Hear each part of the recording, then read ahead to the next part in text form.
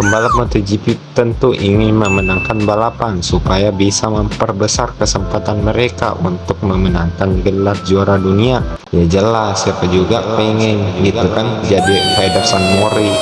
Namun, lebih daripada masalah gelar dan juga nikmatnya rasa kemenangan di balik layar MotoGP adalah sebuah bisnis. Jadi sponsor milik promotor sirkuit FIM, kemenangan pembalap juga adalah laba besar bagi mereka. Jadi MotoGP bisa memperbesar levelnya yang sekarang itu tentu tidak lepas dari antusias fans yang membeli tiket, merchandise, dan berlangganan video pass di MotoGP untuk terus mendapatkan update berita dari lintasan MotoGP.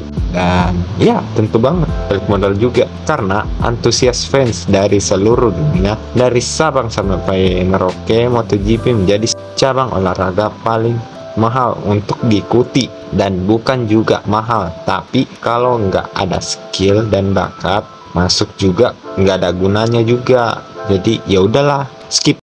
Jadi tidak heran kalau pembalap yang menembus kelas MotoGP punya bayaran yang besar, tapi pembalap yang mampu untuk memenangkan balapan atau bahkan memenangkan kejuaraan akan dapat bonus 2 kali lipat dari gaji yang dia dapat. Lagi pula mereka sudah mendapatkan apa yang dia punya. Jadi podium dan kemenangan adalah tujuan semua pembalap MotoGP. Ya harus, karena kuncinya ada di situ. Jadi apa sih yang pembalap MotoGP harus didapatkan? Ya jelas, kunci. Jadi kunci itu kalau mereka berhasil memenangkan balapan dan dia bisa mengambil kunci tersebut buat dia simpan untuk balapan selanjutnya. Ya kayak gitu. Jadi setiap balapan selesai, tim sponsor sirkuit dan promotor mengadakan bagi hasil dari gelaran GP yang diselenggarakan. Namun kelas MotoGP tidak pernah membocorkan uang bonus yang diterima oleh pembalap pada salah satu balapan, karena itu adalah privasi untuk setiap aturan yang ada. Jadi setiap pembalap memiliki banyak jenis kontrak. Ada pembalap yang punya kontrak dasar dengan nominal tertentu lah, dan punya kontrak bonus bayarnya per balapan gitu kan. Jadi Andrea Dovizioso adalah pembalap yang terkenal punya kontrak yang sederhana, tapi Dovizioso diketahui hanya meminta kontrak dasar dan tanpa digaji per balapan dari tim. Bos, tanya dulu bos, apaan tuh? Boleh pinjam 100 kak? Jadi Marc Marquez misalnya punya kontrak dasar dengan nominal tertentu dan kontrak gaji per balapan. Jadi tahun 2022 kemarin gaji kontrak Marquez adalah 14 juta dolar untuk 1 tahun dengan gaji per balapannya sebesar 750.000 dolar. Senggol dong. Dan akhir musim Marquez mendapatkan uang sebesar 15.750.000 dolar dari Repsol Honda per tahun. Senggol dong. Jadi Marquez punya nilai kontrak paling besar dan tinggi karena saat ini jika pembalap meraih kemenangan dan bonus uang biasanya didapatkan oleh tim dan tidak langsung dari money prize balapan. Jadi melainkan pembalap biasanya mendapatkan bonus sebesar 10.500 per kemenangan dari tim. Ya. Jadi sementara balapan papan tengah atau rendah biasanya malah dapat bonus kemenangan lebih besar dari tim karena nilai kontrak mereka lebih kecil. Jadi misalnya Enea Bastianini ini tahun lalu saat masih membela Gresini Racing, nilai kontrak dasarnya adalah 375.000 dolar per tahun dengan gaji 19.000 dolar per balapan. Kok kecil banget bos? Ya bersyukur lah aku. Dengan kontrak dan bonus per balapan lebih kecil, maka biasanya tim akan memberi bonus balapan lebih besar kepada Bastianini sebesar 263.000 dolar per kemenangannya.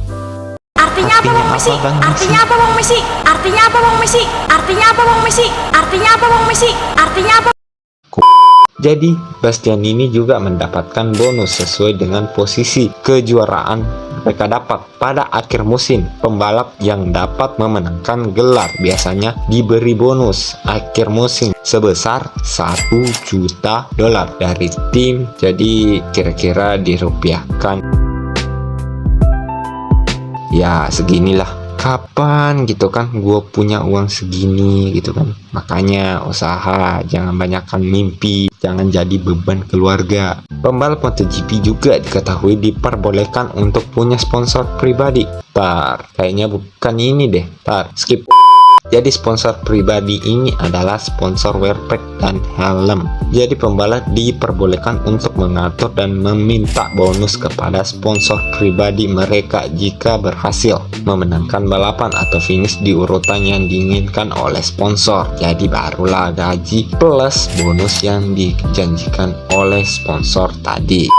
Disponsori oleh AGV dan Danish di sepanjang karirnya selama balapan. Jadi merek AGV pernah disponsori Valentino Rossi, ya minimal lah biasanya diberikan kontrak sebesar $300.000 pada pembalap untuk 1 tahun jika menang balapan atau kejuaraan. Maka AGV juga bisa memberikan bonus ke Rossi. Jadi selain kontrak utama dengan tim beserta bonus-bonus, pembalap juga bisa mendapatkan bonus lebih dari sponsor pribadi mereka. Wow. Berbeda dengan MotoGP, kelas yang lebih rendah seperti Moto2, Moto3 diketahui punya money prize per balapan. Money prize ini bahkan tidak hanya diperlukan untuk pembalap yang menang atau finish di podium, melainkan juga untuk semua posisi. Di Moto2 diberi bonus sebesar €6.600, €3.500 dan €2.500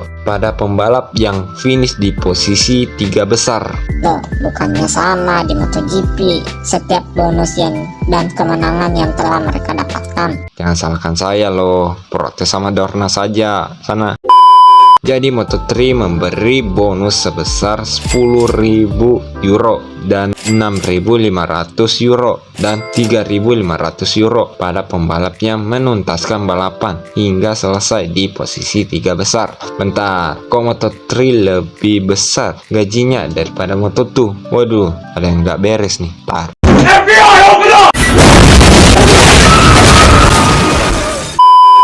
Jadi Dorna mengatakan kalau hal ini harusnya ditanggung oleh sponsor karena itu muncul masalah baru seputar bonus pembalap pada balapan sprint ini.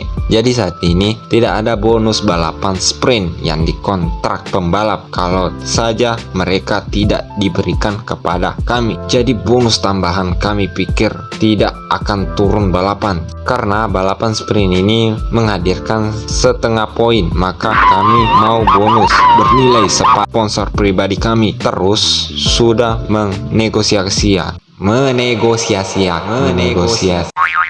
adalah jangan lupa subscribe dah.